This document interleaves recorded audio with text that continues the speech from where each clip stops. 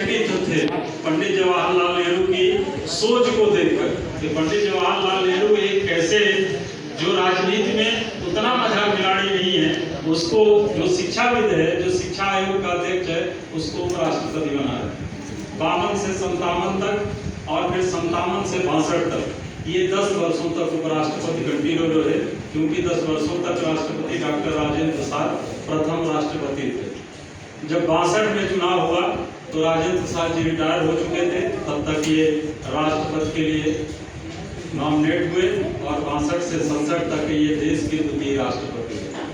जब 1962 में राष्ट्रपति बने तो जैसे आप हमारे विद्यार्थी है वैसे उनके असंख्य विद्यार्थी थे, तो वो गए और डॉक्टर राधाकृष्णन जी से कहा कि हमें आपका जन्मदिन मनाना है।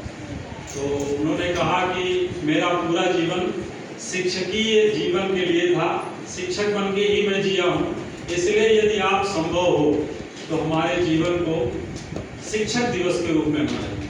तो अपने जन्मदिन को अपना जन्मदिन मान के नहीं, शिक्षक, क्योंकि वो शिक्षक रहे इसलिए शिक्षक के रूप में अपने जन्मदिन को मनाने की अनुमति प्रदान की। और तब से लेके अनवरत आज तक लगातार उनके जन्म दिवस को हम शिक्षक दिवस के रूप में मनाते हैं। अब कोई ये पूछे कि ये शिक्षक दिवस कैसा शिक्षक दिवस है? और भी शिक्षक दिवस है, राष्ट्रीय शिक्षक दिवस है और अंतरराष्ट्रीय शिक्षक दिवस है। एक होता है 5 अक्टूबर को और एक होता है 11 नवंबर को। जो अंतरराष्ट्रीय है वो 5 अक्टूबर को और जो राष्ट्रीय है वो 11 नवंबर को राष्ट्रीय शिक्षक दिवस मनाया जाता है।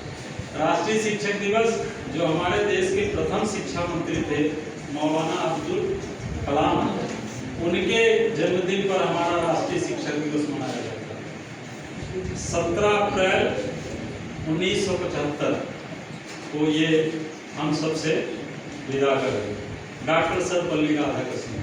लेकिन सर्वपल्ली राधाकृष्णन का जन्मदिन मनाना और उसके लिए उत्सव आयोजित करना, ये आज के परिवेश में एक ऐसा अवसर बन गया है जिससे हम उनके कृतित्व और व्यक्तित्व के बारे में जानें।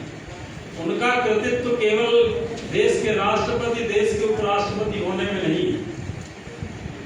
डॉक्टर सर्वपल्ली राधाकृष्णन वेदांत के सबसे बड़े ज्ञाता थे। वेदांत क्या है? वेद, वेद से वेदांत बना है। वेद, जिसमें उनकी एक पुस्तिका थी ethics of Gita. Ethics of Gita यानी जो हमारा भारतीय संस्कृत, भारतीय दर्शन है, उसको पढ़ने के बाद हमको पूरे भारत का, पूरे विश्व का वसुधैव कुटुंबकम की जो परिभाषा है परिमार्जित होती है और उसको हम आत्मसात करते हैं। ये सामान्य व्यक्तित्व नहीं थे। हम इनको यदि रामकृष्ण की तुलना में खड़ा करना चाहें तो कलयुग के ये रामकृष्ण ही है। इन्होंने हमको जीवन चलने की राह दिखाई, पथ पर चलने की राह दिखाई, हमारा मार्गदर्शन पग पग पर किया।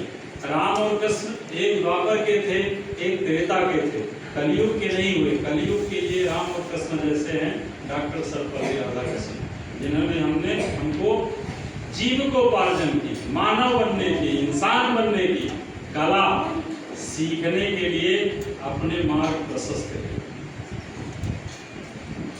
बहुत धन्यवाद।